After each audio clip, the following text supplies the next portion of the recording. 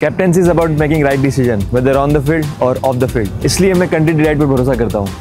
They deliver 100% pure buffalo milk to my doorstep by 7 AM। Don't just enjoy our matches, enjoy village fresh buffalo milk too. Download the country delight app.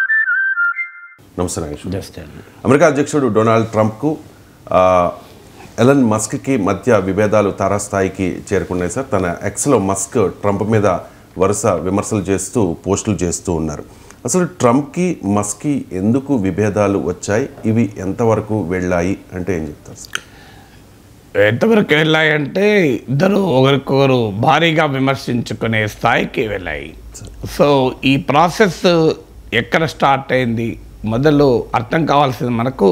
ఇద్దరి psychology ఒకే రకమైంది. ఇద్దరు highly egoist, ఇద్దరు వాళ్ళ సెంటర్గానే ప్రపంచం నడవాలని కోరుకుంటారు. ఇద్దరు controversial people, ఇద్దరు eccentric maverick people. వాళ్ళిద్దరి మధ్య ఫ్రెండ్షిప్ అనేదే చాలా ఆశ్చర్యకరము ఆసక్తికరం కూడా. ఎందుకంటే అలా హైలీ ఈగో ఉన్నటువంటి ఇద్దరు వ్యక్తులు ఎక్కువ కాలం కలిసి ఉండడం అంత సులభం కాదు. అందులో ట్రంప్ హిస్టరీ తీసుకుంటే ట్రంప్కు ఎవరు కూడా పర్మనెంట్గా మిత్రులు ఉండరు.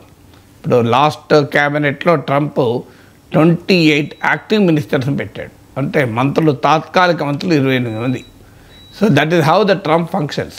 ఒక 2 ఏళ్ల పీరియడ్లో 4 నేషనల్ సెక్యూరిటీ అడ్వైజర్లు మార్చారు, 3 chief of staff, white house staff, white house ఉద్యోగులందరికీ హెడ్స్ను 3 మార్చాడు, 2 ప్రెస్ సెక్రటరీలు మార్చాడు, ఆఖరికి జాతీయ భద్రతా సలహా నేషనల్ సెక్యూరిటీ అడ్వైజర్ 4 మార్చాడు. అంటే that is how Trump operates. అంటే ట్రంప్ అడ్మినిస్ట్రేషన్లో అట్రిషన్ రేట్, ఐటీ కంపెనీలో వాడతారు ఈ పదం, అట్రిషన్ రేట్ అని. అంటే ఎంతమంది వెళ్ళిపోతున్నారని. ట్రంప్ అడ్మినిస్ట్రేషన్ యొక్క లక్షణమే అది. అందులో ట్రంప్ కోరుకునేది తన వ్యక్తిగత ప్రయోజనం మినహా ప్రపంచంలో బంధాలు, అనుబంధాలు, స్నేహాలు, బంధుత్వాలు కూడా ఉండవు ట్రంప్కు. ట్రంప్ ఓన్లీ తన ప్రయోజనం ఏంటి అని. అది దేశాలతో డీల్ చేసినా, బిజినెసెస్తో డీల్ చేసినా, వ్యక్తులతో డీల్ చేసినా, ఆఖరికి సొంత పార్టీతో డీల్ చేసినా ట్రంప్ విధానము హౌ ఇట్ బెనిఫిట్స్ మీ, అంత సెల్ఫ్ గ్లోరిఫికేషన్ మనిషి. ఇలాన్ మస్క్ కూడా సరిగ్గా అదే స్వభావం, తనకేం లాభము. సో అందువల్ల ఇద్దరు ఇప్పుడు ఒకరికొకరు చెప్పుకుంటున్నారు, నేను నీకింత లాభం చేశానంటే నేను నీకింత లాభం చేశాను. రియాలిటీ ఏంటంటే ఇద్దరు ఒకరికొకరు లాభం చేసుకున్నారు. అమెరికాని ఇబ్బందుల్లో పెట్టారు, ప్రపంచాన్ని ఇబ్బందుల్లో పెట్టారు. ఇప్పుడు ఏమంటున్నాడు ట్రంప్, నేను నీకు ప్రభుత్వ సబ్సిడీలు ఆపితే అసలు అమెరికా బడ్జెట్ అంతా బాగా అవుతుంది అంటున్నాడు. అంటే అంత పెద్ద ఎత్తున ప్రభుత్వాలు ఇలాన్ మస్క్ దోచిపెడుతున్నారని. అంటే అమెరికాలో ప్రభుత్వాలకు కార్పొరేట్లకు మధ్య ఉండే అపవిత్ర సంబంధాన్ని ట్రంపే చెప్తున్నాడు. ఏమీ చేయాల్సిన అవసరం లేదు బడ్జెట్ తగ్గించడానికి, ఈ ట్రంప్కి ఇస్తున్న సబ్సిడీలు తగ్గిస్తే సరిపోతుంది అన్నాడు.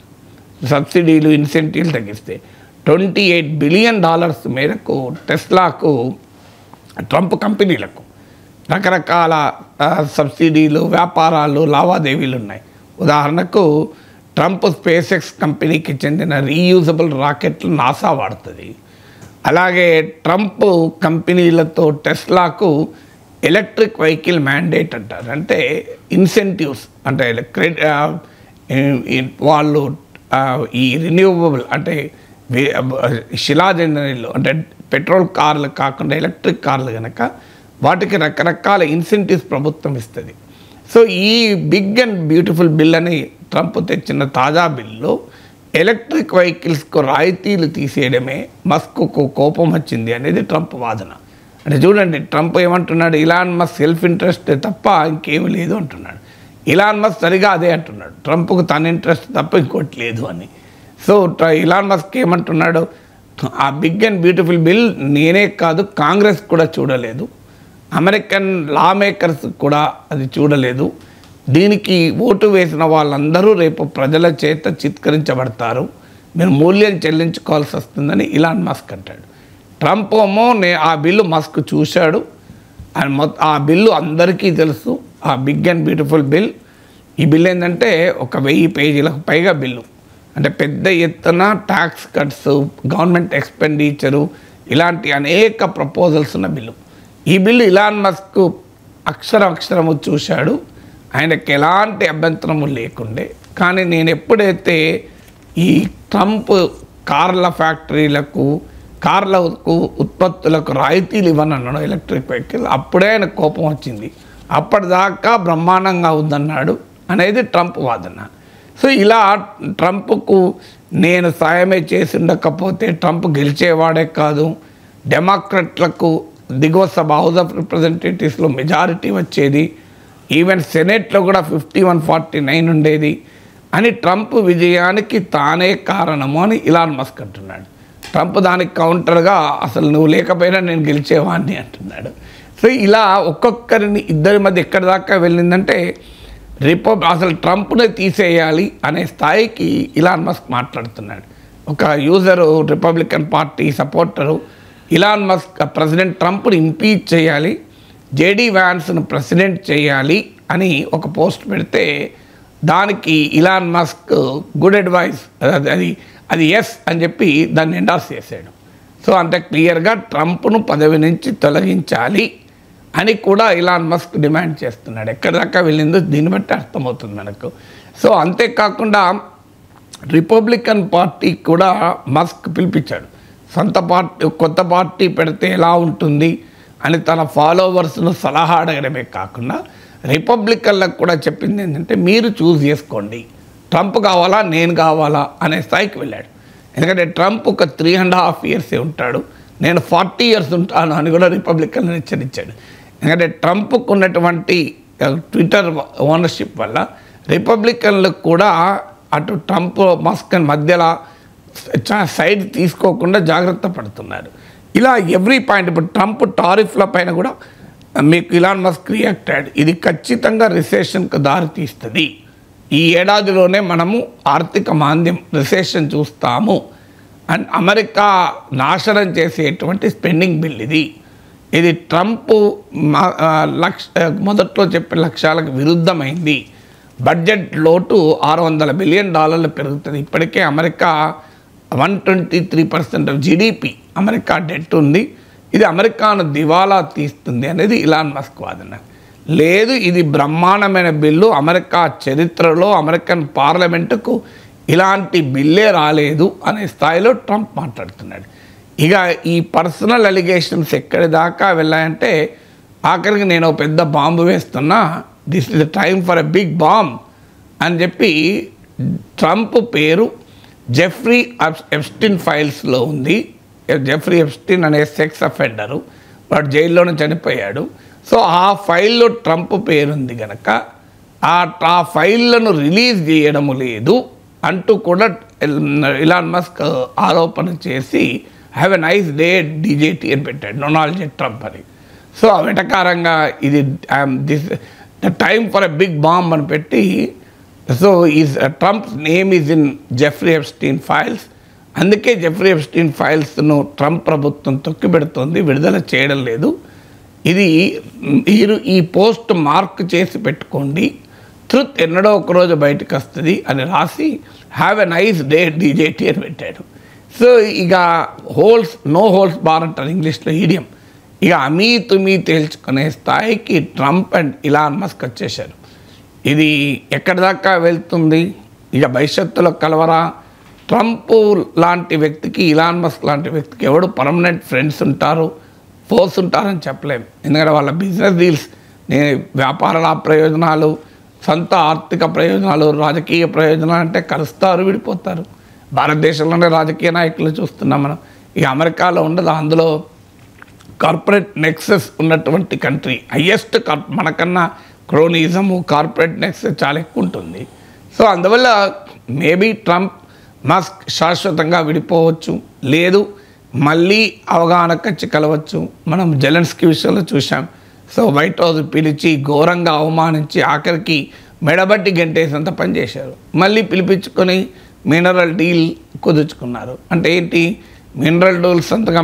మినరల్ డీల్ అంటే ఉక్రెయిన్ ఖనిజ సంపదను అమెరికాకి ఇవ్వకపోతే జెలెన్స్కీ దుర్మార్గుడు, దుష్టుడు, మెడబట్టి గంటేస్తాం.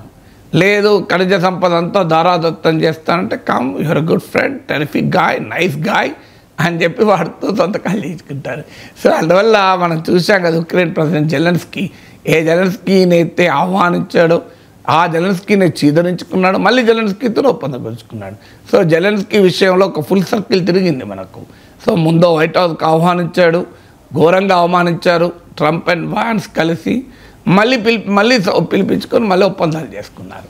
So who knows, Elon Musk విషయంలో కూడా ఇద్దరికీ ఒకరికొకరు అవసరం అనుకున్నప్పుడు మేబీ దే మే యునైట్. ఎందుకంటే ఇలాన్ మస్క్ వ్యాపారాలను దెబ్బకొడతానని ట్రంప్ అంటున్నాడు. అంటే ఇలాన్ మస్క్ వ్యాపార సంస్థలతో కంపెనీలతో ఉన్న ప్రభుత్వ బిజినెసెస్ అన్నిటినీ ఆపేస్తానంటున్నాడు. అలాగే ఇలాన్ మస్క్ కంపెనీలకు ఇచ్చే రాయితీలు, ఆల్రెడీ బిగ్ అండ్ బ్యూటిఫుల్ బిల్లో ఎలక్ట్రిక్ వెహికల్స్కి ఇచ్చే రాయితీలు ఆపేశాడు, ఇవి కూడా ఆపుతానంటున్నాడు. ఇది ఖచ్చితంగా ఇలాన్ మస్క్ వ్యాపార ప్రయోజనాలు దెబ్బతీస్తుంది. ఇప్పటికే ఆయన కంపెనీలు చాలా సీరియస్ ఛాలెంజెస్ ఉన్నాయి. ఇప్పుడు ట్రంప్ మస్క్ల మధ్య ఈ విభేదం తీవ్రతరం కావడంతో ఇలాన్ మస్క్ టెస్లా కంపెనీ షేర్లు ఒక్కరోజు 14% పడిపోయినాయి. Stock market value, so market capitalization అంటారు, స్టాక్ మార్కెట్ సంపద $152 బిలియన్ పడిపోయినాయి. అంటే నియర్లీ మన ఇండియన్ రూపీస్లో చెప్పాలంటే 12,60,000 కోట్లు. ఆ స్థాయిలో it is biggest single day loss Tesla చరిత్రలో. ఆ స్థాయిలో షేర్లు పడిపోలే. లాస్ట్ 1 వీక్లోనే 18% పడిపోయింది. ఇప్పటి వరకు 30% పడిపోయింది. అంతకుముందు ట్రంప్తో స్నేహం వల్ల పడిపోయింది, ఇప్పుడు ట్రంప్తో వైరం వల్ల పడిపోయింది. సో ట్రంప్తో స్నేహం వల్ల యూరప్లో, కెనడాలో బాయ్కాట్ టెస్లా అనే నినాదాలు వచ్చాయి. టెస్లా సేల్స్ గణనీయంగా పడిపోయాయి. దానికి తోడు చైనా BYD కంపెనీ నుంచి గట్టి పోటీ. ఇప్పుడేమో ట్రంప్తో విడగొట్టుకున్నాక పడిపోయినాయి. ఎందుకంటే ట్రంప్ ఇలాన్ మస్క్ కంపెనీలకు ఉండే వ్యాపార లావాదేవీలన్నీ కట్ చేసుకుంటానంటున్నాడు, రాయితీలు ఆపేస్తా అంటున్నాడు. ఇది very big attack on Elon Musk companies. So Elon Musk ట్రంప్కు పొలిటికల్గానే ఎగ్జిస్టెన్షియల్ థ్రెట్గా మారిపోతున్నాడు. రిపబ్లికన్ పార్టీనే తన వెనకాల ర్యాలీ చేయించుకోవాలని చూస్తున్నాడు. ట్రంప్ని ఇంపీచ్ చేయాలి అని మాట్లాడుతున్నాడు. సో అలాగే కొత్త పార్టీ పెడతానని హెచ్చరిస్తున్నాడు. 80% ఆఫ్ అమెరికన్ ప్రజలకు రిప్రజెంట్ చేయాలంటున్నాడు. సో ట్రంప్కు పెద్ద పొలిటికల్ థ్రెట్గా ఇలాన్ మస్క్ మారాలని చూస్తున్నాడు. ఇలాన్ మస్క్ పెద్ద బిజినెస్ థ్రెట్గా ట్రంప్ మారాలని చూస్తున్నాడు. సో ఇది ఎక్కడి దాకైనా వెళ్ళవచ్చు. లేదు ఇద్దరు కలిసి నువ్వు నేను కొట్టుకొని ఇద్దరు నష్టపోయేందుకు, మళ్ళీ లెటర్స్ కమ్ బ్యాక్ అని కూడా జెలెన్స్కీతో జరిగిన దాన్ని బట్టి చూస్తే it's possible. As of now మాత్రం వార్ నడుస్తోంది. కాల్పుల విరమణ ఉంటుందా ఉండదా చెప్పలేము. జెఫ్రీ ఎప్స్టీన్ ఫైల్స్లో ట్రంప్ పేరుంది కాబట్టి ట్రంప్ వాటిని బయట పెట్టడం లేదు. వాటిని బయట పెడితే గద్దె దిగడం ఖాయం ట్రంప్ అంటూ మస్క్ కామెంట్ చేస్తూ ఉన్నారు సార్. అసలు ఏంటి సార్ ఈ Jeffrey Epstein files? Jeffrey Epstein files అనేది జెఫ్రీ ఎప్స్టీన్ అనే క్రిమినల్ సంబంధించిన ఇది బిగ్ సెక్స్ అఫెండర్. ఇతని పైనున్న కేసుల విచారణకు సంబంధించిన ఇన్వెస్టిగేషన్ పేపర్లు, వీటిని మీడియా జెఫ్రీ ఎప్స్టీన్ ఫైల్స్ అని పిలుస్తాయి. ఎందుకంటే మనం కూడా చూసాం చాలాసార్లు ఇలాంటి పేర్లు. అంటే జెఫ్రీ ఎప్స్టీన్ ఫైల్స్ అంటే జెఫ్రీ ఎప్స్టీన్ అనే క్రిమినల్ పైన జరిగిన ఇన్వెస్టిగేషన్కు సంబంధించిన డాక్యుమెంట్స్ ఇవి. ఈ జెఫ్రీ ఎప్స్టీన్ 2019లో న్యూయార్క్ ఫెడరల్ జైల్లో చనిపోయాడు. అంటే చనిపోయి పడి ఉన్నాడు. సూసైడ్ అని జైలు అధికారులు అంటారు. సో నోబడి నోస్, ఇన్వెస్టిగేటర్స్ వాళ్ళు అనేది ఎక్కడా వీడియో రికార్డింగ్, CCTVలు ఎక్కడా ఏవీ లేవు, ఎవరు వచ్చినట్టు తానే ఆత్మహత్య చేసుకున్నాడు. లేదా అతని పైన సీరియస్ కేసులు ఉన్నాయి కనుక అవి బయటికి వస్తే నష్టపోతారనుకునే వారేమైనా అతను చంపేశారా, ఇది ఇప్పటికీ మిస్టరీగానే మిగిలిపోయింది. 2019లో న్యూయార్క్ ఫెడరల్ జైల్లో చచ్చిపోయి పడి ఉన్నాడు. సో ఈ ఫైల్స్ను గత కొంతకాలంగా ఇది చాలా రోజులుగా నడుస్తున్న కేసు. గత కొంతకాలంగా ప్రభుత్వం విడుదల చేస్తూ వచ్చింది. ఈవెన్ ట్రంప్ అధికారంలోకి వచ్చాక కూడా కొన్ని ఫైల్స్ విడుదల చేశారు. అయితే దానికి ప్రభుత్వం చెప్పింది అవన్నీ పబ్లిక్ డొమైన్లో లీక్ అయిన ఫైల్స్నే మేము అఫీషియల్గా విడుదల చేశామని. ఇటీవల FBI ప్రకటించింది మరికొన్ని ఫైల్స్ కూడా విడుదల చేస్తామని. సో ఈ జెఫ్రీ ఎప్స్టీన్ డొనాల్డ్ ట్రంప్కు గతంలో మంచి మిత్రుడు. ఇతను 1990s నుంచి ఎర్లీ 2000 వరకు ఒక దశాబ్దానికి పైగా Trump and Jeffrey Epstein friendship నడిచింది. 1992లో తన క్లబ్, తన కాస్ట్లీ క్లబ్ ఉంది మ్యారలోగాలో. సో అక్కడ క్యాలెండర్ గర్ల్ అనే కాంపిటీషన్ నిర్వహించినప్పుడు ఇద్దరు ఉన్నట్టు వీడియోలు వచ్చాయి, ఫొటోస్ వచ్చాయి, ఇద్దరు డాన్స్ చేస్తున్న అమ్మాయిల వైపు వేలు చూపెడుతూ. సో ఈ జెఫ్రీ ఎప్స్టీన్ పైన ఆరోపణ ఏంటంటే ఈవెన్ చైల్డ్ సెక్స్ అబ్యూస్ కూడా. 14 years అమ్మాయికి డబ్బులు ఇచ్చారు లైంగిక వేధింపుల, లైంగిక వాంఛ తీర్చమని అని కూడా ఆరోపణ. So even Donald Trump statement కూడా ఉంది క్లియర్గా, Jeffrey Epstein is a terrific guy, ఇదని చాలా is a terrific guy, is a big fun to be with him. అంటే ఏంటి ఆ ఫన్, అది కూడా చెప్పాడు. We both like beautiful women and they are on the younger side అన్నాడు. ఇంత నీచంగా మాట్లాడే ట్రంప్. అంటే జెఫ్రీ ఎప్స్టీన్కు నాకు అందమైన మహిళలంటే ఇష్టం, అందమైన బాలికలంటే ఇష్టం, వాళ్ళు యంగర్ సైడ్ కూడా ఉంటారు, అంటే చిన్న వయసు వాళ్ళు కూడా ఉంటారు అని ట్రంప్ తన పైశాచికత్వాన్ని బయటపెట్టుకున్నాడు. సో ఇవన్నీ కూడా జెఫ్రీ ఎప్స్టీన్ ప్రైవేట్ జెట్లో ట్రంప్ అనేక సార్లు ఫ్లోరిడా, న్యూయార్క్ల మధ్య ప్రయాణం చేశాడు కూడా. సో వీరిద్దరికీ మధ్య 2004లో విభేదాలు వచ్చాయి. ఫ్లోరిడా రియల్ ఎస్టేట్ సంబంధించినటువంటి ప్రాపర్టీ డిస్ప్యూట్లో ఇద్దరికి విభేదాలు వచ్చాయి. 2004 నుంచి తన సంబంధాలు లేవు అని ట్రంప్ సమర్థించుకుంటాడు. 15 ఏళ్ళుగా నేను జెఫ్రీ ఎప్స్టీన్తో కూడా మాట్లాడలేదని. బట్ డెఫినెట్గా ఆ జెఫ్రీ ఎప్స్టీన్ సెక్స్ స్కాండల్లో ట్రంప్ పేరుంది అనేది ఇప్పుడు ఇలాన్ మస్క్ వాదన. ఇది మామూలు ఆరోపణ కాదు, ఎందుకంటే ఇదే అంతకుముందు ట్రంప్ ఎలక్షన్ టైంలో కూడా ఇలాంటి ఆరోపణలు ఎదుర్కొన్నాడు. ఫెలోనీ అని చాలా కేసులు అయ్యాయి. అసలు ప్రెసిడెంట్గా అతను ఎలక్ట్ అయ్యటానికి ఎలిజిబులా కాదా అన్న చర్చ వచ్చింది. ఈవెన్ ఇప్పటికి కూడా అలాంటి ఇష్యూస్ వస్తే అమెరికన్ ప్రెసిడెంట్స్కు కొత్త ఏం కాదు. బిల్ క్లింటన్ లాంటి వ్యక్తిపై కూడా ఇలాంటి ఆరోపణలు ఆయన ఆఫీస్ స్టాఫే చేశారు. సో ఇప్పుడు డొనాల్డ్ ట్రంప్ ఉమెన్ పట్ల వ్యవహరించే తీరు అందరికీ తెలుసు. Is very very controversial sex స్కాండల్స్లో ఉన్నారు. సో ఈవెన్ డబ్బులు ఇచ్చి దాన్ని బయటికి రాకుండా చేశాడన్న ఆరోపణలు కూడా ఉన్నాయి. సో ఈ ఆరోపణలు ఆల్రెడీ ఉన్నాయి, కొత్తగా ట్రంప్ పైన ఇలాంటి ఆరోపణలు కొత్తగా వచ్చేది ఏం లేదు. ఆ ట్రంప్ మీద ఏంది, ఇలాన్ మస్క్ పైన కూడా చాలా ఆరోపణలు ఉన్నాయి.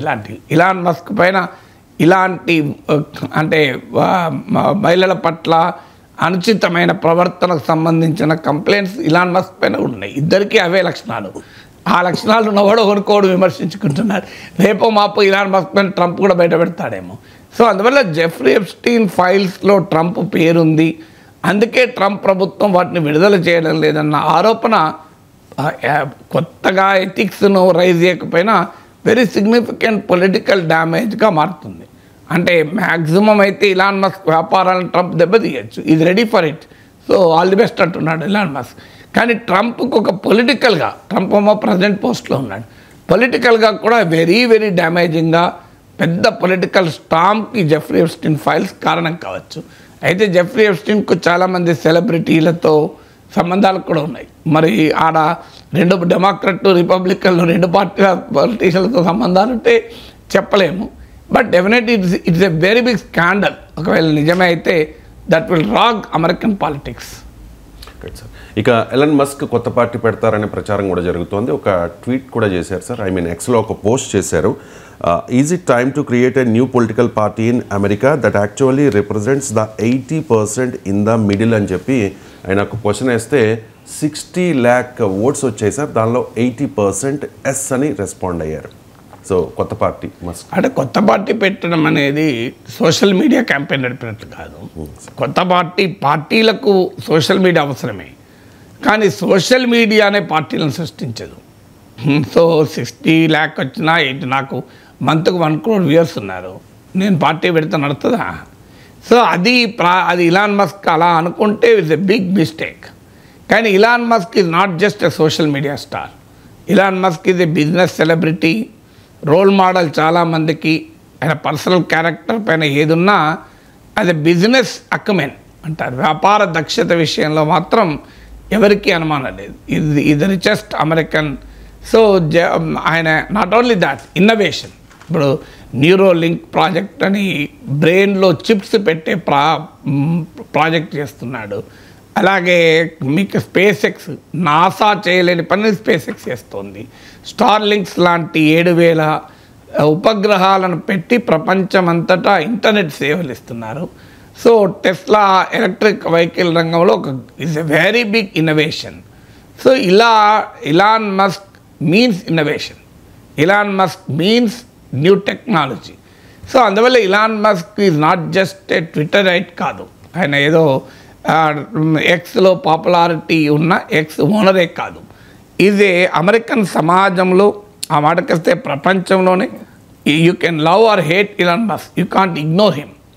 అందులో కూడా ఆయన పర్సనల్ బిహేవియరు వీటిపైన వ్యతిరేకత ఉంటూ ఉండొచ్చు, కానీ ఆయన సంపద సృష్టించిన తీరు, ఇన్నోవేషన్ నడిపించిన విధానము, టెక్నాలజీని అసలు అనూహ్యమైన పుంతలు దొక్కించిన విధానము చాలా ఆశ్చర్యకరమైనది మాకు కూడా. ఎందుకంటే న్యూరోలింక్ ప్రాజెక్ట్ అని బ్రెయిన్లోనే చిప్ పెడతాడంటే చూడండి, అది వెరీ వెరీ డిస్రప్టివ్ ఇన్నోవేషన్ అంటారు. ఇన్నోవేషన్స్లో ఈ డిస్రప్టివ్ ఇన్నోవేటర్ ఇప్పుడు ఎవరైనా ఊహించారా నాసా తీసుకురాలేని ఈ ఆస్ట్రోనాట్లను స్పేస్ ఎక్స్ తీసుకొస్తుంది అని.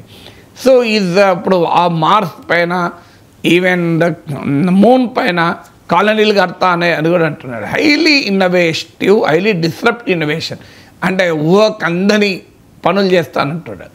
సో అందువల్ల ఇలాన్ మస్క్ పార్టీ పెడితే ఇవన్నీ కూడా ప్రభావం చూపుతాయి. మరి ఆయన పార్టీ పెట్టడా ట్రంప్కు బెదిరించడానికి ఈ మాట అంటున్నాడా అనేది కూడా ఒక క్వశ్చన్ మార్కే. ఎందుకంటే ఒక పార్టీ పెడతానని అనలేదు, రిపబ్లికన్లకు ఓ పిలుపు కూడా ఇచ్చాడు.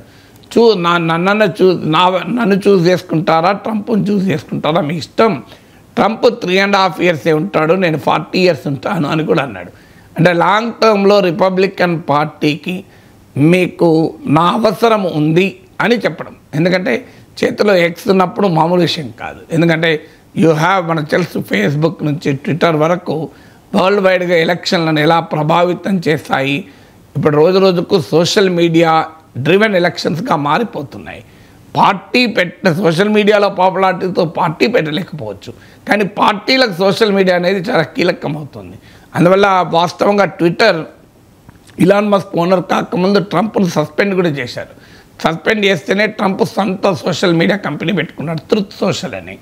సో ఇలాన్ మస్క్ ట్విట్టర్ను కొన్నాక ఎక్స్గా మార్చాక మళ్ళీ ట్రంప్ను తీసుకొచ్చాడు, ట్రంప్కు పబ్లిసిటీ ఇచ్చాడు. పెద్ద ఎత్తున ట్రంప్ ఎలక్షన్ టైంలో ట్రంప్కు సహకరించాడు ఇలాన్ మస్క్. సో అందువల్ల is capacity as a social media tycoon చాలా ఎక్కువ. Is capacity as a business disruptive innovation ఒక సంపద సృష్టికర్తగా ఆయనకున్న ఇమేజ్ అలాంటిది. సో దాంతోపాటు రిపబ్లికన్లు డొనాల్డ్ ట్రంప్ ఏ రకమైనటువంటి వైఖరి అనుసరిస్తాడో ఎక్స్ట్రీమ్ వ్యూస్ ఉన్నటువంటి వ్యక్తి ఇలాన్ మస్క్ కూడా. కానీ అదే సమయంలో is not as anti immigration, ఆయన కూడా ఇమిగ్రెంటే, సౌత్ ఆఫ్రికా నుంచి వచ్చిన వాడు కనుక ట్రంప్ లాగా యాంటీ ఇమిగ్రెంట్ కాదు. H1B వీసాలపై కూడా సానుకూల స్టాండ్ తీసుకున్నాడు. So is a very controversial and personality. అందువల్ల ఇలాన్ మస్క్ పార్టీ పెడతాడా లేడా చెప్పలేం, కానీ ఈ హెచ్చరికలన్నీ కూడా రిపబ్లికన్ పార్టీకి డొనాల్డ్ ట్రంప్కు ఒక రకంగా టెన్షన్ పుట్టించడానికి ఆయన చేస్తున్న ఎత్తుగడ. అందుకే at the time to impeach president Trump, JD Vance should be the vice president అంటే ఎస్ అని చెప్పి దానికి ఎండార్స్ కూడా చేశాడు. అంటే అర్థం ఏంటి, ట్రంప్కు జేడీ వ్యాన్స్కు మధ్య ఇలాన్ మస్క్ పుల్లబెడుతున్నాడు. అంటే ట్రంప్ను ఇంపీచ్ చేయాలి, జేడీ వ్యాన్స్ను ప్రెసిడెంట్ చేయాలి అని ఎవరో యూజరు, ఒక రిపబ్లికన్ కన్జర్వేటివ్ యూజరు పోస్ట్ పెడితే దానికి ఇలాన్ మస్క్ ఎస్ అని చెప్పి ఎండార్స్ చేశాడు. రిపబ్లికన్లకు ట్రంప్కు మధ్య అగాధాన్ని సృష్టిస్తున్నాడు. మీరు మా ఇద్దరిలో ఎవరిని చూస్ చేసుకుంటారని. ట్రంప్కు కన్జర్వేటివ్ ఫాలోయింగ్కు మధ్య కూడా వివాదాన్ని సృష్టిస్తున్నాడు. అంటే మీరు ఈ బిగ్ అండ్ బ్యూటిఫుల్ బిల్ అమెరికాను దివాలా తీస్తుంది అని చెప్తూ ఈ రిపబ్లికన్ పార్టీ విధానాలే బడ్జెట్ లోటు ఉండకూడదు, అప్పుల పాలు కాకూడదు, ప్రభుత్వం ఎకానమీలో పాత్ర తగ్గించాలి అనే కన్జర్వేటివ్ ఎకనామిక్ ఫిలాసఫీ. సో అందువల్ల ట్రంప్ ఫిలాసఫీని ట్రంపే వదిలేసుకొని అడ్డగోలుగా ఖర్చులు పెడుతున్నాడు ఇది అని చెప్పి ట్రంప్ వెనకాల ఉన్న కన్జర్వేటివ్ ప్రజల కాన్స్టిట్యున్సీ పీపుల్ కూడా ఇలాన్ మస్క్ అపీల్ చేస్తున్నాడు. సో ఇలా ఇలాన్ మస్క్ చేస్తున్న ఎత్తుగడలు ట్రంప్కు ఎవరేజ్ అమెరికన్కు మధ్య జెఫ్రీ ఎప్స్టీన్ ఫైల్స్ సెక్స్ స్కాండల్లో కూడా ట్రంప్ ఉన్నాడని చెప్పి సిటిజన్స్కు సాధారణ ప్రజలకు ట్రంప్కు మధ్య గ్యాప్ సృష్టిస్తున్నాడు. సో అందువల్ల ఇందులో రిపబ్లికన్లతో గ్యాప్, జేడీ వ్యాన్స్తో గ్యాప్, కన్జర్వేటివ్ లాబీతో గ్యాప్, ఆఖరికి ప్రజలతో గ్యాప్ అంటే Elon Musk proving to be an existential threat to ట్రంప్కు ఒక పెద్ద ఛాలెంజ్గా సవాల్గా మారటానికి ఈ ట్వీట్ చేశాడా, నిజంగానే పార్టీ పెడతాడా అని చెప్పలేం. కానీ బట్ ఈ హెచ్చరికలు మాత్రం ట్రంప్కు మాత్రం నిద్రపట్టనివ్వడు. ఇక కింగ్ఫిషర్ అధినేత విజయ్ మాల్యా అప్పటి ఆర్థిక మంత్రి అరుణ్ జైట్లీకి చెప్పి ముందే సమాచారం ఇచ్చి విదేశాలకు పారిపోయారు అని విజయ్ మాల్యా చెప్పినట్టుగా కాంగ్రెస్ పార్టీ ఆరోపిస్తోంది సార్. అండ్ రీసెంట్గా పాకిస్తాన్కు ముందే సమాచారం ఇచ్చి విదేశాంగ మంత్రి దాడి చేస్తారు అంటూ కూడా కాంగ్రెస్ ఆరోపించింది కదా సార్. అండ్ రాహుల్ గాంధీ అన్నారు ఈ మధ్య నరేందర్ సరెండర్ అయ్యారు అని చెప్పేసి. సో నరేంద్ర మోదీకి చెందిన మొత్తం వ్యవస్థ సరెండర్ అయినట్టుగా ఉంది అనేది విపక్షాలు చేస్తున్న విమర్శ.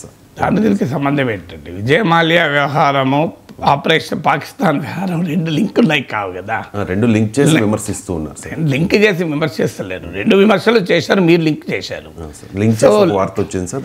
అందువల్ల మీకు విజయ్ మాల్యాదోమో ఎకనామిక్ క్రైమ్. సో దానికి పాకిస్తాన్ ఆపరేషన్ సింధూర్కు ముందు చెప్పారా లేదా అనే సంబంధం ఉన్న అంశమే కాదు. సో దానికి రిలేటెడ్ కానే కాదు. ఒక పార్టీ చేసిన 10 విమర్శలు ఒక వార్తలో ఉండొచ్చు, ఉంటే ఆ 10 విమర్శల మధ్య ఒకదానికి ఒకటి లింక్ ఉన్నదని మనం చెప్పలేం కదా. వార్తలో ఇంకో ఈ 10 విమర్శలు చేశారు అని కలిపి వార్త రాయొచ్చు.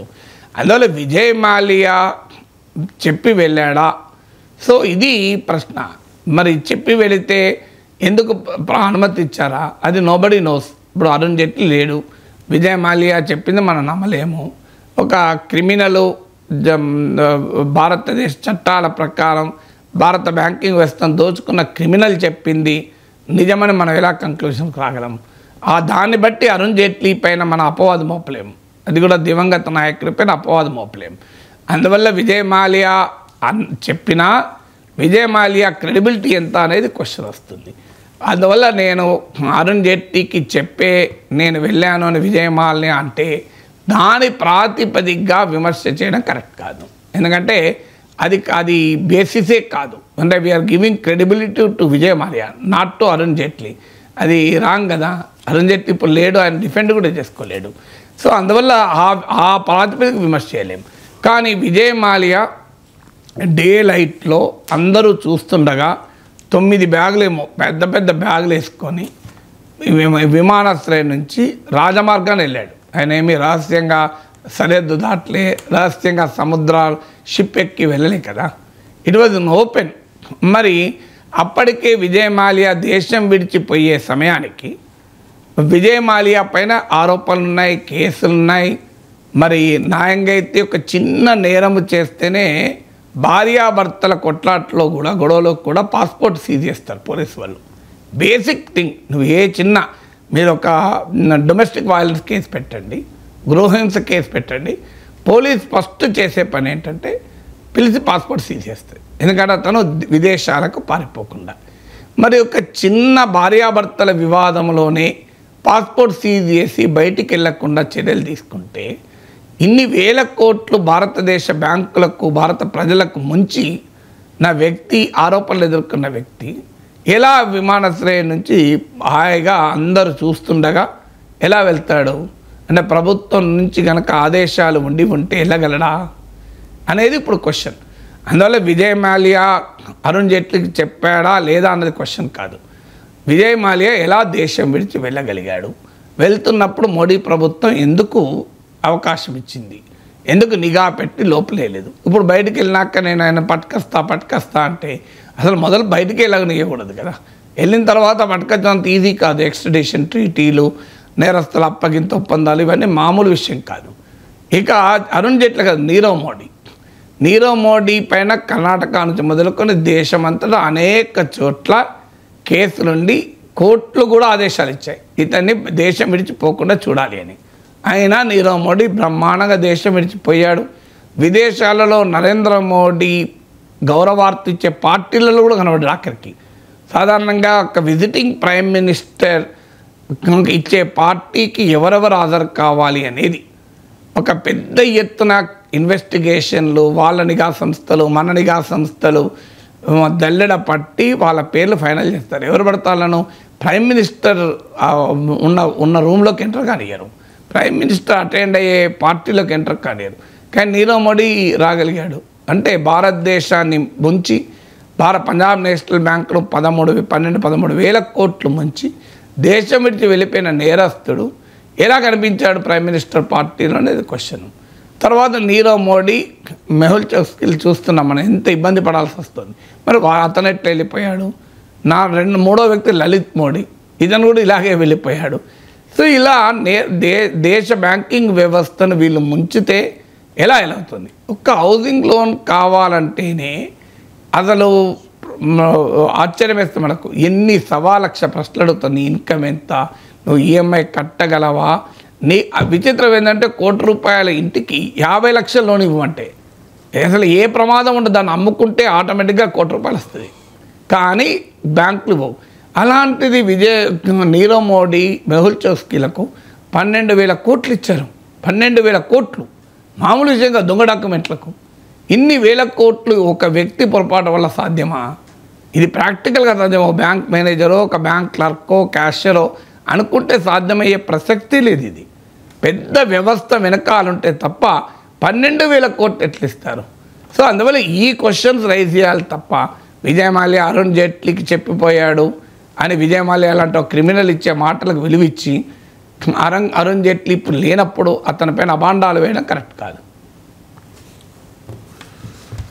ఇక ద్వైమాసిక ద్రవ్య పరపతి విధాన సమీక్షలో భాగంగా reserve bank of India repo రేటును 0.5% తగ్గించింది సార్. తాజా తగ్గుదలతో ఇది 5.5%కి చేరుకుంది. మనం తరచూ వింటూ ఉంటాం కదా సార్, ఆర్బీఐ రెపో రేటు తగ్గించింది, రివర్స్ రెపో రేటు పెంచింది, ఈ టైప్ ఆఫ్ టెర్మినాలజీ. ఇది సామాన్యులకు అర్థం కాని భాష. అసలు repo rate, reverse repo rate అంటే ఏంటి, దీని ఎఫెక్ట్ ఏంటి? అంటే రెపో రేట్ అంటే రిజర్వ్ బ్యాంక్ ఆఫ్ ఇండియా బ్యాంకులకు అప్పించినప్పుడు వసూలు చేసే వడ్డీ రేట్ను రెపో రేట్ అంటారు. అంటే ఆర్బీఐకి బ్యాంకులకు మధ్య రిలేషన్షిప్ ఏంటంటే ఆర్బీఐ బ్యాంకులకు అప్పులు ఇస్తుంది, బ్యాంకులు తమ దగ్గర ఉన్న సర్ప్లస్ ఫండ్స్ను ఆర్బీఐ దగ్గర పెడుతూ ఉంటుంది. సో ఆర్బీఐ బ్యాంకులకు అప్పించినప్పుడు ఓ వడ్డీ వసూలు చేస్తుంది కదా, ఫ్రీగా ఆర్బీఐ కూడా ఇవ్వదు. దాన్ని రెపో రేట్ అంటారు. అంటే ఆ రెపో రేట్ను బ్యాంకులు చెల్లించాల్సి ఉంటుంది ఆర్బీఐ దగ్గర తీసుకున్న అప్పు కొరకు. ఇక బ్యాంకుల దగ్గర సర్ప్లస్ ఉన్నప్పుడు రిజర్వ్ బ్యాంక్ దగ్గర పెడుతుంది. రిజర్వ్ బ్యాంక్ కూడా కొంత వడ్డీ చెల్లిస్తుంది, దాన్ని రివర్స్ రెపో రేట్ అంటారు. ఇప్పుడు రెపో రేట్ను 5.5% తగ్గించారు. అంటే అర్థం ఏంటి? రిజర్వ్ బ్యాంక్ దగ్గర బ్యాంకులు తన అవసరాల కొరకు అప్పు తీసుకున్నప్పుడు తక్కువ వడ్డీ చెల్లిస్తారు. అంటే చీపర్ లోన్ బ్యాంకులకు అందుబాటులో ఉంటాయి, చీపర్ ఫండ్స్. ఎందుకంటే బ్యాంకులు చేసే పని ఏంటి, నాలాంటి ప్రజల దగ్గర డిపాజిట్లు తీసుకొని నాలాంటి వాళ్ళు మీలాంటి వాళ్ళు లోన్లు అడిగినప్పుడు లోన్లు ఇవ్వడం. డిపాజిట్ పైన వడ్డీ రేటుకు, లోన్ మీద వసూలు చేసే వడ్డీ రేటుకు, డిపాజిట్ల మీదనో బ్యాంక్ ఇచ్చే వడ్డీ రేటు, లోన్ల పైన బ్యాంకు వసూలు చేసే వడ్డీ రేటుకు మధ్య గ్యాప్ ఉంటుంది. ఆ డిఫరెన్స్నే బ్యాంకు తన ఖర్చులకు ఉపయోగించుకొని లాభాలు కూడా చూసుకోవాలి. ఇంటర్మీడియరీ కాస్ట్ అంటారు దాన్ని. ఇంటర్మీడియరీగా బ్యాంకులు వ్యవహరిస్తాయి. బ్యాంక్ ఏం డబ్బును సృష్టించవు. సో జనం దగ్గర డబ్బు తీసుకుంటుంది, జనానికి డబ్బు ఇస్తుంది. ఈ మధ్యలో వచ్చే వడ్డీ రేట్లను ఉండే గ్యాప్ను కాస్త బ్యాంక్ తన ఖర్చులకు వాడుకోవాలి, ప్రాఫిట్ కూడా అందులోనే బుక్ చేసుకోవాలి. ఈ ప్రాసెస్లో ఏమవుతుందంటే బ్యాంక్ దగ్గర లిక్విడిటీ అంటారు. లిక్విడిటీ అంటే క్యాష్ ఇన్ హ్యాండ్. ఇప్పుడు బ్యాంకులో అందుకే పెద్ద పెద్ద వ్యాపార సంస్థలు చూడండి, మీరు వాళ్ళు 100 కోట్ల వ్యాపారం చేసినా కూడా ఒక మిడిల్ క్లాస్ పర్సన్ నా దగ్గర 50 లక్షలు ఉన్నాయన్నా నీకు అప్పిస్తా అంటే ఈరా బాబు అంటాడు. ఎందుకంటే ఈ ట్రాన్సాక్షనల్ గ్యాప్ వస్తుంది. అంటే ఇప్పుడు బ్యాంకు తన దగ్గర ఉన్న డబ్బు అలాగే దాచిపెట్టుకోదు, అది వడ్డీ రుణాలు ఇస్తూ ఉంటుంది.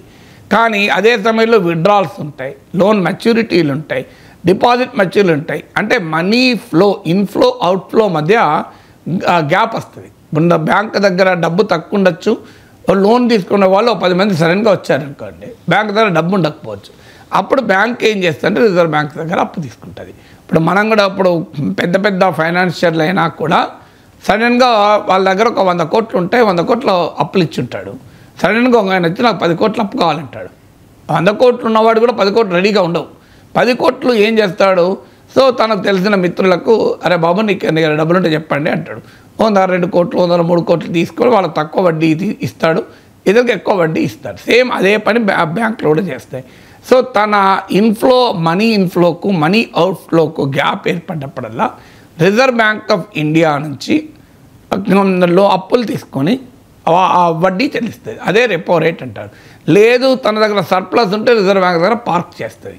సో ఈ రెపో రేట్ తగ్గించడం వల్ల జరిగేది ఏంటి అంటే బ్యాంకులకు తక్కువ వడ్డీకి డబ్బులు ఉంటాయి, ఫండ్స్ అవైలబుల్ ఉంటాయి.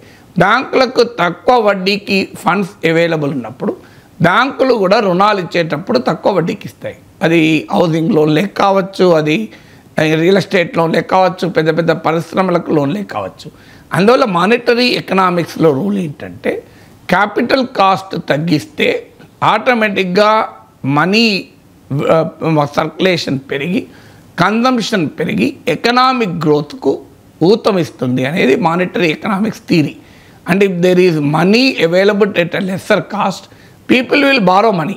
కంపెనీలు, వ్యక్తులు డబ్బు బారో చేసి ఇన్వెస్ట్ చేస్తారు లేదా ఖర్చు పెడతారు. దానివల్ల ఎకనామిక్ గ్రోత్ పెరుగుతుంది అని. ఎందుకంటే లాస్ట్ ఇయర్ 6.5% ఎకనామిక్ గ్రోత్. ఒకప్పుడు భారతదేశ ఎకానమీ 8% గ్రోత్ ఉండేది. అంటే వరల్డ్ ఎకనామిక్ గ్రోత్తో పోలిస్తే ఎక్కువ కావచ్చు, కానీ ఇండియన్ ఎకానమీ గత పర్ఫార్మెన్స్ పోలిస్తే తక్కువ. అందువల్ల ఆ రిజర్వ్ బ్యాంక్ ఆఫ్ ఇండియా గ్రోత్ను, ఇన్ఫ్లేషన్ ఈ రెండింటిని మేనేజ్ చేయడానికి మానిటరీ పాలసీని డిసైడ్ చేస్తుంది. ఈ మానిటరీ పాలసీలో భాగమే ఇప్పుడు మీరు చెప్పారు ద్వైమాసిక ద్రవ్య పరపతి విధాన సమీక్ష అని, అంటే మానిటరీ పాలసీ రివ్యూ ఇది. సో ఇందులో గ్రోత్ ఇన్ఫ్లేషన్, ఇప్పుడు తక్కువ వడ్డీకి బ్యాంకులకు డబ్బులు సమకూర్చడం ద్వారా రిజర్వ్ బ్యాంక్ ఆఫ్ ఇండియా వృద్ధికి దోహదం చేస్తుంది అనేది థియరీ. దాంతో ప్రజలకు రుణాలు తక్కువ వడ్డీకి అందుబాటులో ఉంటాయని, ఇది పాజిటివ్ అంశం డెఫినెట్గా. అంటే ఇప్పుడు హోమ్ లోన్ తీసుకునే వారికి తక్కువ వడ్డీకి లోన్ వస్తుంది. సో ఇది పాజిటివ్. బ్యాంక్ పరిశ్రమలు పెట్టేవాడికి తక్కువ వడ్డీకి లోన్ వస్తుంది. అయితే దీని ద్వారానే వెంటనే వృద్ధి సాధ్యమా? That is a different economics again. Theory on paper monetary economics అది. కానీ రుణాలు తక్కువ వడ్డీకి దొరికినంత మాత్రానే అప్పులు తీసుకుంటాను కాదు. ఇప్పుడు నాకు తక్కువ వడ్డీకి 5 కోట్లు ఇస్తానని చెప్పి నేను 5 కోట్లు తీసుకుపోయి వ్యాపారం చేయను. డిమాండ్ ఉంటే వ్యాపారం చేస్తాను, కొనేవాడు ఉంటే వ్యాపారం చేస్తాను. But that is a monetary policy assumption. రియాలిటీలో అవుతుందా లేదో తర్వాత. అలా కానీ దీనికి ఉన్న నెగటివ్ సైడ్ ఏంటంటే ఇన్ఫ్లేషన్ పెరుగుతుంది. అంటే ఎక్కువ మంది ఆ రుణాలు తీసుకొని తన బారోడ్ మనీ పైన క్రెడిట్ ఇండ్యూస్డ్ కన్జంప్షన్ బూమ్ అంటారు. అంటే రుణాలు తీసుకొని వినిమయం చేస్తుంటారు. దానివల్ల మనీ ఫ్లో పెరిగి ధరలు పెరుగుతాయి. అంటే ఎక్కువ మంది రుణాలు తీసుకొని ఇల్లు కొంటుంటారు, ఎక్కువ మంది రుణాలు తీసుకొని వస్తువులు కొంటుంటారు. కానీ ఇప్పుడు ఇన్ఫ్లేషను ఆన్ పేపర్ ప్రభుత్వ గణాంకాల ప్రకారం 3.2% పడిపోయింది. మన ప్రజలకు ఉండే ఇన్ఫ్లేషన్ వేరు, ప్రభుత్వాలకు లెక్కగట్టే ఇన్ఫ్లేషన్ వేరు. అందువల్ల గ్రోత్ తక్కువగా ఉంది, ఇన్ఫ్లేషన్ కంట్రోల్లో ఉంది. కనుక ఈ సమయంలో రెపో రేట్ తగ్గిస్తే మనీ అందుబాటు పెరుగుతుంది. రెపో రేటే కాకుండా సిఆర్ఆర్, ఎస్ఎల్ఆర్ అని ఉంటారు, cash reserve ratio, statutory liquidity ratio అంటారు. ఇది ఏంటంటే బ్యాంకులు డిఫాల్ట్ కాకుండా, అంటే బ్యాంకు దగ్గర డిపాజిట్లు పెట్టిన వాళ్ళు దివాలా తీయకుండా బ్యాంకుల దగ్గర ఖచ్చితంగా కొంత మనీ ఉండేలా reserve bank of India regulate చేస్తుంది. దాన్నే క్యాష్ రిజర్వ్ రేషియో. అంటే మినిమం మనీ రిజర్వ్ బ్యాంక్ దగ్గర డిపాజిట్ చేసి ఉంచాలి బ్యాంకులు, రేపు సడన్గా ఏదన్నా ప్రాబ్లం వచ్చినా కూడా నిలబెట్టట్టు. అలాగే లిక్విడ్లో ఉంచాలి, అంటే ఇమీడియట్గా క్యాష్తో మార్చుకునే రీతిలో ఉండాలి. దీన్నే సిఆర్ఆర్, ఎస్ఎల్ఆర్ అంటారు. సో దీని పాజిటివ్ అంశాలు చెప్పాక నెగిటివ్ అంశం ఏంటి? ఎప్పుడైనా అప్పులు తక్కువ వడ్డీకి దొరుకుతున్నాయంటే అర్థం ఏంటి? సేవింగ్స్ పైన తక్కువ వడ్డీ వస్తుందని. ఎందుకంటే డబ్బు సృష్టించబడదు. సో దానివల్ల ఏమైతే ఫిక్స్డ్ డిపాజిట్ల పైన ఇంట్రెస్ట్ రేట్లు పడిపోతాయి. స్పెండర్స్ కోమ లాభం, సేవర్స్ కోమ నష్టం.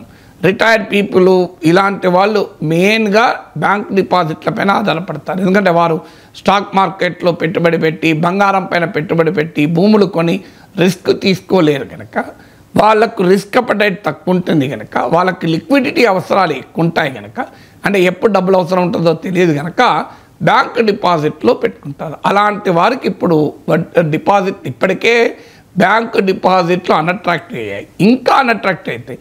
దీనివల్ల ఇండివిజువల్స్ నష్టమే కాదు, బ్యాంకింగ్ వ్యవస్థ కూడా నష్టపోతుంది. ఎందుకంటే బ్యాంకులలో ఎవరు డిపాజిట్లు పెట్టుకోడు. ఇప్పటికే బ్యాంక్ డిపాజిట్ గ్రోత్ రేట్ బాగా తగ్గిపోయింది. అంటే ప్రజలు డిపాజిట్లు పెట్టుకోకుండా ఇతరత్ర అప్పుడు మీకు సిస్టమాటిక్ ఇన్వెస్ట్మెంట్ ప్లాన్ మ్యూచువల్ ఫండ్స్లోని సిప్పులలో పెడుతున్నారు. సో ఇది మరింతగా బ్యాంక్ డిపాజిట్ కలెక్షన్ కూడా దెబ్బతీస్తుంది. అందువల్ల రిజర్వ్ బ్యాంక్ ఈ రెండింటిని బ్యాలెన్స్ చేయాల్సి ఉంటుంది. గ్రోత్ అండ్ ఇన్ఫ్లేషన్ బ్యాలెన్స్ చేయాలి, మీకు ఎకానమీలో మనీ కాస్ట్ ఆఫ్ క్యాపిటల్ను, రిటర్న్ ఆన్ సేవింగ్స్ను బ్యాలెన్స్ చేయాలి. సో ఇప్పుడు ఒక్కొక్కసారి అందుకే ఆ రెపో రేట్లు పెరుగుతుంటాయి, తగ్గుతుంటాయి. కారణం కాస్ట్ ఆఫ్ క్యాపిటల్కు రిటర్న్ ఆన్ సేవింగ్స్ ఈ రెండింటిని బ్యాలెన్స్ చేసే క్రమంలో జరుగుతూ ఉంటుంది. Right sir, thank you so much sir.